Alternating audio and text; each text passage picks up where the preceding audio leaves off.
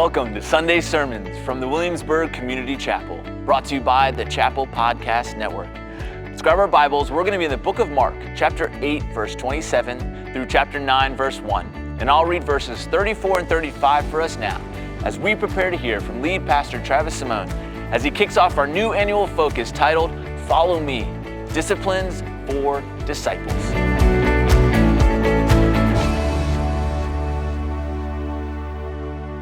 And calling the crowd to him with his disciples, he said to them, "If anyone would come after me, let him deny himself and take up his cross and follow me. For whoever would save his life will lose it, but whoever loses his life for my sake and the gospel's will save it." Jesus called people to discipleship with two words: follow me. Matthew 4:19, and he said to them, "Follow me, and I will make you fishers of men."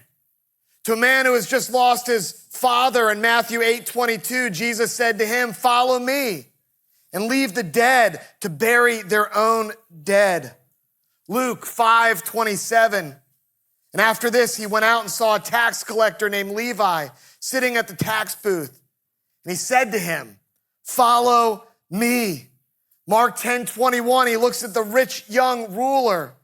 Looking at him, he loved him and said to him, "You lack one thing. Go, sell all that you have, give to the poor, and you will have treasure in heaven. And come, follow me." John 1:24, the next day Jesus decided to go to Galilee. He found Philip and said to him, "Follow me." Jesus called people to discipleship with two words: follow me. And the word disciple literally means student. So I find it fascinating that Jesus did not say, read this, study that, go to class, or switch your major. If discipleship is being a student of Jesus, why does Jesus lead with these words, follow me? Well, there's a big gap between our 21st century understanding of what students commit to and what Jesus meant when he called people to learn from him. The Anglican priest and former Archbishop of Canterbury, his name's Rowan Williams, he describes the difference like this. If you said to a modern prospective student that the essence of being a student was to hang on your teacher's every word, to follow his or her steps, to sleep outside their door in order to not miss any pearls of wisdom falling from their lips, to watch how they conduct themselves at the table, how they conduct themselves in the street, you might not get a very warm response. I'm not sure the application process for that school would be going up and up year after year. Rowan goes on to say, but in the ancient world, it was rather more like that. To be a student of a teacher was to commit yourself to living in the same atmosphere and breathing the same air. There was nothing intermittent about it. You see, Jesus calls people to discipleship with two words: follow me. Because you'll never know who Jesus is until you follow Jesus where he goes. Mark chapter 8, verse 27 on your song sheets. And Jesus went on with his disciples to the villages of Caesarea Philippi. And on the way, he asked his disciples, "Who do people say that I am?" They told him, "John the Baptist, and others say Elijah or one of the prophets." Jesus intentionally goes out of his way to Caesarea Philippi. This is about 30 miles to the north of where he just was, where the previous miracle was. In the rest of the gospel, Jesus is going to be headed toward Jerusalem. So it would have been a lot quicker to head there from Bethsaida rather than to go all the way up to Caesarea Philippi and have this conversation. I believe the geographic location is quite important for what Jesus is trying to express in the meaning of the conversation he has here with his disciples. See, in Caesarea Philippi, there was a mountain, Mount Hermon. Mount Hermon was a very important place in the ancient religious world. It was the supposed birthplace of the god Pan, the most famous fertility symbol in ancient paganism. It was the source of the Jordan River, from which all of their crops were watered. All of the way they were to avoid famine and harvest grain. It all started from a source at Mount Hermon. The landscape there in Caesarea Philippi is dotted with temples to classic pagan religion. And in the midst of it all, there was a massive white marble temple towering above all the rest, dedicated to the newest god in the pagan pantheon, the emperor, Caesar himself. That's where the city Caesarea Philippi gets its name from. In the midst of all of this, Jesus has the conversation about his own identity. A commentator named Michael Green writes this: "It is as if most of the rivulets of various ancient religions were converging right here in this spot. And this was the place that Jesus chose to raise the question, who do you say that I am? It is a perfectly astonishing setting. It's a perfectly astonishing setting because all the cultural options for religiosity are on the table. And with the disciples' addition of John the Baptist, Elijah, or one of the prophets, all of the Jewish options are on the table." And in verse 29, we read, and he asked them, "But who do you say that I am?" Peter answered, "You are the Christ." In the midst of every available option, Peter says, "You're the Christ, the anointed king, the one who God's people have longed for, prayed for, waited for." And yet, in the very next verse, Jesus says, "Don't tell anyone. Do not share this news with anyone." Wait, Jesus, you brought us to this place to reveal your identity to us, this symbolic location. It's all about who you are, and we just told you who you are. Why can't we go out and spread the news? Because you'll never know who Jesus is until you follow Jesus where he goes. And so in verse 31, Jesus continues to teach them. And he began to teach them that the Son of Man must suffer many things and be rejected by the elders and the chief priests and the scribes and be killed. And after 3 days, rise again. And he said this plainly. And Peter took him aside and began to rebuke him. Turning to his disciples, he rebuked Peter and said, "Get behind me, Satan. For you are not setting your mind on the things of God, but on the things of man." You see, the inadequacy of their categories is exposed.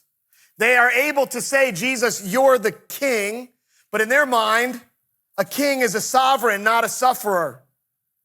Kings are respected, not rejected. And Jesus begins to foreshadow that he's a king headed to a cross. And the cross is the epitome of helplessness and shame. Every other kind of execution gave a person more dignity than the cross. People who were hanged had their faces covered, not on the cross.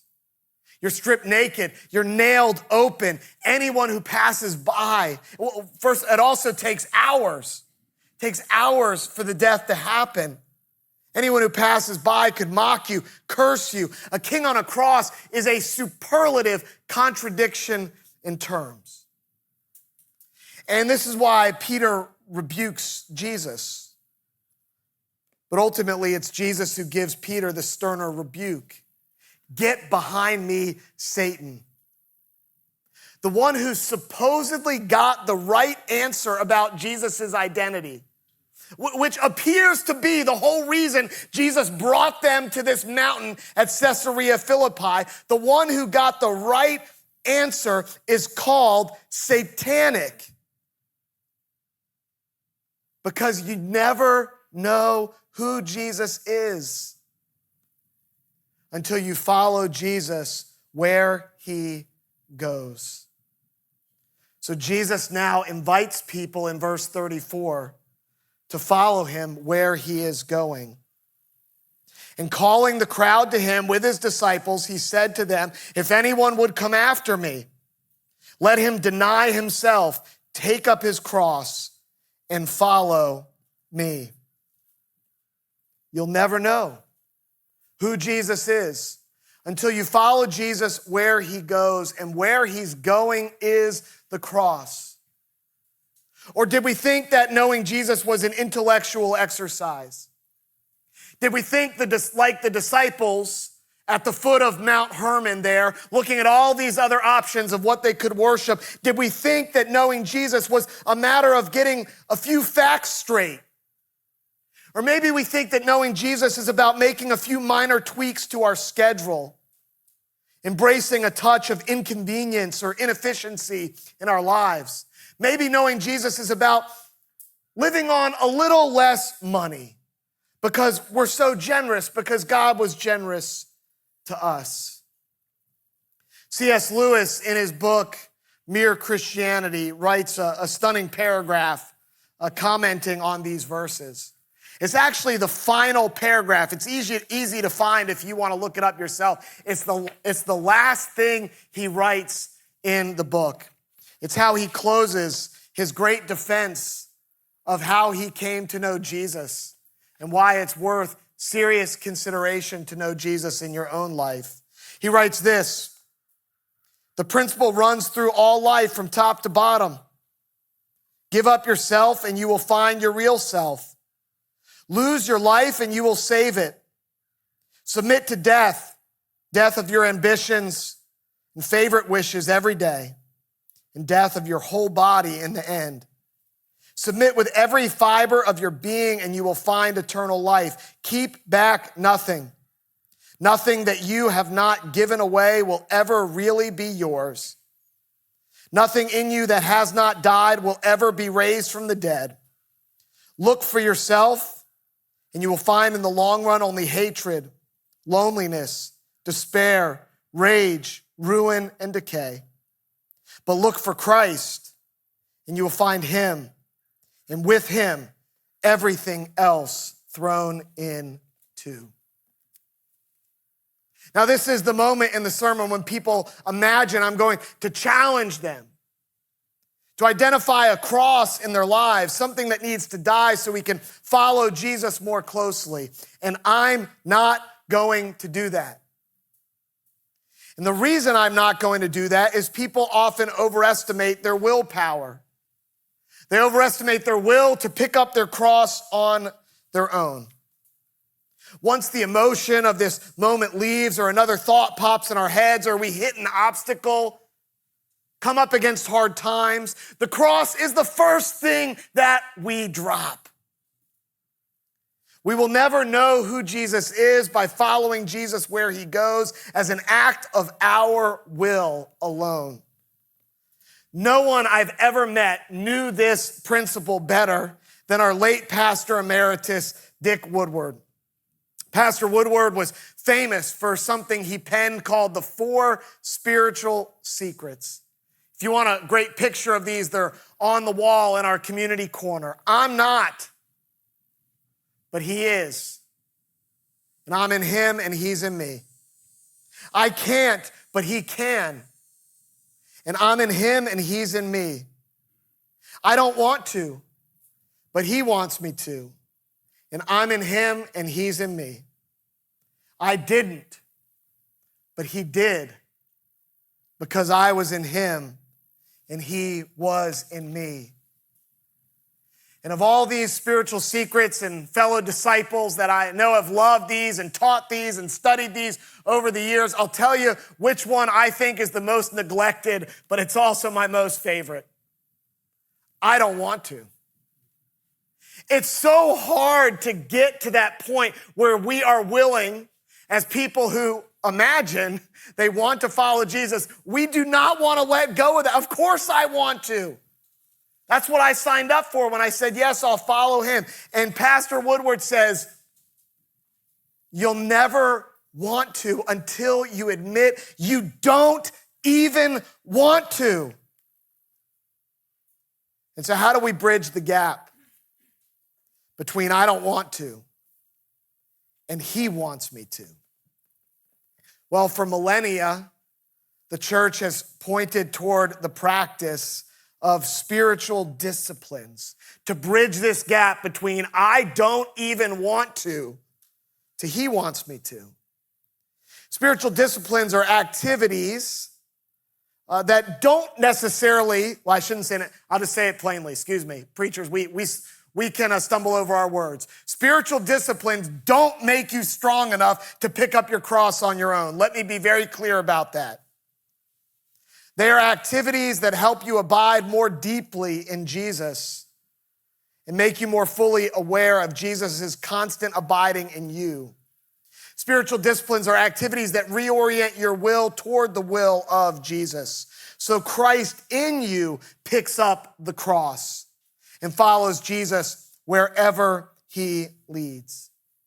And this is why our annual focus is entitled Disciplines for Disciples. Follow me, disciplines for disciples.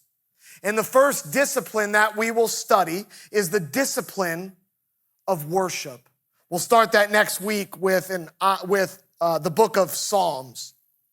And so as we anticipate that study, I'll add a little bit to what I'm hoping we all take away from today. You'll never know who Jesus is until you follow Jesus where he goes in worship. This is why we as a staff have developed three challenges to help us engage the spiritual discipline of worship. The first challenge is pray the Psalms. Pray the Psalms. And as Rich said earlier, there's a booklet. Dale's got them at the table. They're also online at wcchapel.org/follow me. If you'd like a digital copy or you want to email it or text it to someone this week. You're not behind at Sunday afternoon because Tommy helped us pray Psalm 1 in our call to worship. And let's pray through Psalm 2 tonight as a chapel family. But why would I say we're following Jesus into worship when we pray the Psalms? Well, the gospel writers record Jesus' first and last words on the cross were from the Psalms. That in Matthew chapter 27, darkness comes over the earth at the 6th hour. And Jesus cries out, my God, why have you forsaken me? Which is a quote from Psalm 22, verse 1. And Jesus was on the cross for 3 hours beyond that. I imagine he's praying all the way through Psalm 22 until he gets to the very end of his life. And Luke records his last words, Father, into your hands I commit my spirit, which is from Psalm 31, verse 5. Imagine Jesus breathing his last with Psalm 31 on his breath. For you are my rock and my fortress, and for your name's sake, you lead me and guide me. You take me out of the net they have hidden for me, for you are my refuge. Into your hand I commit my spirit. You have redeemed me, O Lord, faithful God. With his last breath, he's declaring his trust in God. The net that they have hidden for me, you're taking me out of the net, even as I breathe my last breath. Into your hands I commit my spirit, and I trust you've redeemed me, O Lord, faithful God. If you want to know what Jesus was thinking on the cross, if you want to know how anyone can survive picking up their cross in life, if you want to go where Jesus goes in worship, pray the Psalms. Now, before I get to the next two challenges, I'm going to share a story because I anticipate I'm going to get a lot of pushback on these next two challenges. And I'll just say, I'm asking everyone who calls the chapel their church home, take on the first challenge. But these next two, I'm gonna ask us to consider if you wanna take another step and another step toward following Jesus into worship. My dad turned 73 this year, and my sister came into town from New York City and said, let's take Dad out to dinner for his birthday. So of course we found ourselves at one of the best Italian restaurants in Virginia Beach. It's certainly in my top 3 restaurants in all of Virginia Beach. And we're trying to honor my dad, and there he is with his 2 kids. My mom had to work that night. We're having great conversation over great food. But my sister lives in New York City. And she lives in Soho in New York City.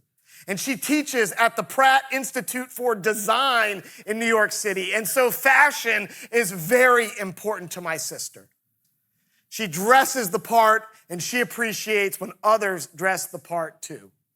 So she is looking around what I think is one of the best restaurants in Virginia Beach, and she keeps criticizing everyone and how they're dressed in the restaurant. She says, Dad, does everyone dress this tacky at other restaurants in Virginia Beach? I can't believe people would dress like this. How could they do this at such a nice restaurant? And that was her word. She kept saying, it's just so tacky, Dad. It's so tacky. So after dinner, we stood up. We took this great picture with my dad, and my sister sees what I'm wearing. She said, well, Travis, you don't dress like this. I mean, I just can't believe how people are dressing. You look very nice. Now, where did you get those pants? Those are nice pants. And I looked at her and I said, Costco. And these are the pants. If you would like to see them, these are the pants that I was wearing that day with my sister and my dad. And when she said, where did you get your pants? It was like a big fat softball coming in, and I just relished the opportunity to point out a quick blind spot in my sister's life. Now here's the truth. We all have blind spots. I have blind spots. And these next 2 challenges are meant to address some serious cultural blind spots that I believe have crept in to many people who are trying to follow Jesus. It's crept into their lives. And by definition, a blind spot is something you cannot see. And while I don't relish pointing this out like I did with my sister at Aldo's, it's important that I point out what I think have become 2 serious blind spots in many disciples' lives. The second challenge is choose the church. Choose the church. And these second challenges are on a card that you can get if you choose to take up more than one of the challenges. Choose the church. In Luke chapter 4, Jesus shows up on the scene at the synagogue in Nazareth. He says, the Spirit of the Lord is upon me. He's anointed me to preach good news to the poor, recovery of sight to the blind, to set at liberty those who are captive, to proclaim the year of the Lord's favor. And so many Christians, so many people that want to follow Jesus say, yes, I'm in for that. I want recovery of sight to the blind. I want liberty for the captives. I want the year of the Lord's favor to come in Jesus Christ. And they miss just a quick but vital detail that introduces the whole section where Jesus announces what his ministry is all about. Luke 4:16. And he came to Nazareth where he had been brought up. And as was his custom, he went to the synagogue on the Sabbath day. As was his custom. You see, so many of us are excited about what Jesus came to do. We miss what he constantly chose. We miss what his custom was, which was to worship with God's people on a weekly basis. When people talk about all the reasons they miss church, they often present them to me as if something is happening to them. Oh, this happened, and then I had this game, and then my kids had to do that thing. When the reality is everyone has a choice. Jesus had a choice. I have a choice. You have a choice with how you will spend your time on the Lord's day over the next 11 weeks. And if you choose to take up the challenge, I challenge you, choose the church. We're committed to meet people wherever they are. We worship outside, we worship inside, we worship online. And there are healthy ways to worship online and there are unhealthier ways to worship online. I meet people who say, I'm taking care of my spouse. I sit by their bed and we show up early and we're able to be prayed for by our operations pastor, Luke Kincaid. I hear other people that say, we caught a little bit of your sermon going through the drive-through on our way to our next game. Healthy ways, unhealthy ways. I did have someone say that. I see people laughing. Someone did say that to me. Healthy ways, unhealthy ways to worship online, to give our full attention to worshiping the resurrected Christ. And so what if you chose church? What if you said no to the coach? What could happen? I don't know. But maybe you'd like to find out. Over the next 11 weeks, choose church, and this card can help you track your progress. And notice I didn't just say, choose this church. I said, choose the church. Maybe you're traveling for business, and you get to worship with another part of Jesus' body. It expands your view of who God is. Choose the church. Finally, last challenge, cease for Sabbath. Cease for Sabbath. The end of Luke's gospel, Jesus is dead. He's been crucified. They're going through the process of burying the body. And again, a small detail that I think is crucial for something that we have a cultural blind spot to. Luke 23:35. The women who had come with him from Galilee followed and saw the tomb and how his body was laid. Then they returned and prepared spices and ointments. On the Sabbath day, they rested according to the commandment.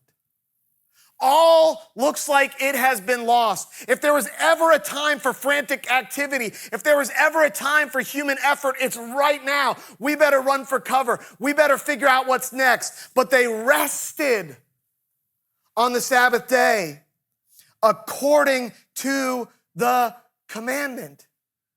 Do not murder. Do not commit adultery. Do not steal. Do not bear false witness. And honor the Sabbath day are all part of God's commandments to us. Now, I understand that Christians can miss this one because the Sabbath day, typically speaking, in Jesus' day was Saturday. But as Jesus rose on Sunday, early believers shifted that day, the timing of the day, to Sunday, but not the spirit of the day. Not the spirit of the day to pause, to rest, to say no to some things, to say yes to worship, to say yes to your family, to say yes to experiencing the goodness of God's rest in your life. Many people go, I don't even know how to do this. It's such a blind spot in our culture. Well, how you do it is embedded in the very word Shabbat, which is the Hebrew word from which we get our English word Sabbath. And Shabbat literally means cease. It's not more complicated than that. Stop doing something and rest, pause, eat dinner with your family, relish time with your small group, go on a walk and enjoy God's creation. Turn your text notifications off, but cease for Sabbath. Luke 5:16, but Jesus often withdrew to lonely places and prayed. You'll never learn who Jesus is until you follow Jesus where he goes. So let's follow Jesus where he goes in worship by praying the Psalms, choosing church, and ceasing for Sabbath. We'll talk more about these in the coming weeks, but grab a card, grab a booklet, and let's take up this challenge together. Now, Jesus has one more thought for us before we decide whether or not we really want to know who he is by following him where he goes. Look at our passage, verse 34. and verse 35. And calling the crowd to him with his disciples, he said to them, if anyone would come after me, let him deny himself, take up his cross and follow me. For whoever would save his life will lose it. But whoever loses his life for my sake and the gospel's will save it. You see, you'll actually never know who you are until you follow Jesus where he goes. Because maybe you've come here going, I didn't sign up for all this. I don't necessarily want to follow Jesus where he goes. And that's why it's important that I read verse 35. Whoever would save his life will lose it, but whoever loses his life for my sake and the gospel's will save it. You'll never even know who you are until you follow Jesus where he goes. Jesus goes after the most cherished assumption of contemporary life. It's my life. I determine my identity. And Jesus counters, oh no. The truth is you can never possess your own life. You try to save it, hold it, protect it, possess it, you'll lose it. And so if you don't yet follow Jesus today, hear me on this. You'll never even know who you are until you follow Jesus where he goes. I talked about C.S. Lewis earlier. He wrote both nonfiction and fiction works. Nonfiction to help us understand faith from an intellectual level. Fiction to help us understand from a heart level. He has a book called The Silver Chair in which a boy and a girl, Jill and Eustace, enter the magical land of Narnia by a gate outside the back of their school. And as they enter into Narnia, they're separated, and Jill finds herself all alone. And she's so scared, she falls down in the middle of the woods, and she just weeps and weeps until she's so thirsty she can no longer cry anymore. And realizes she's going to be in big trouble if she doesn't find a source of water. So she goes frantically searching through the woods and ultimately comes by a stream, and she goes to drink and is startled because there's a lion sitting by the stream. She's scared to take a drink. The lion in these stories represents the Christ figure, Jesus. And here's the dialogue that unfolds between them. Are you thirsty? Said the lion. I'm dying of thirst, said Jill. Then drink, said the lion. May I, could I? Would you mind going away while I do? Said Jill. The lion answered this only by a look and a very low growl. The delicious rippling noise of the stream was driving her nearly frantic.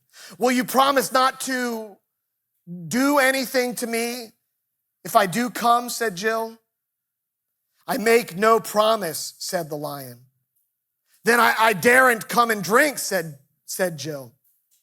Then you will die of thirst, said the lion. Oh dear, said Jill, coming another step nearer. I suppose I must go and look for another stream. There is no other stream, said the lion. There is no other stream.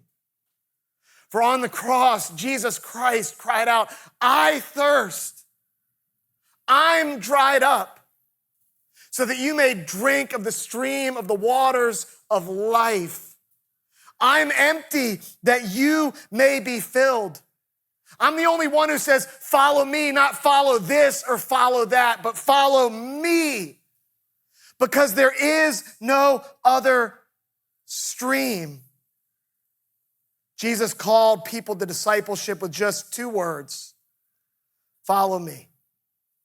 The chapel's annual preaching focus will train us in practices that help us follow Jesus wherever he goes. Because you will never know who Jesus is unless you follow Jesus where he goes. Thank you for joining us today. Here at the Williamsburg Community Chapel, we are all about making disciples of Jesus Christ. So wherever you are on your spiritual journey, we hope you will take up this call of Jesus to follow me as we consider these disciplines for disciples.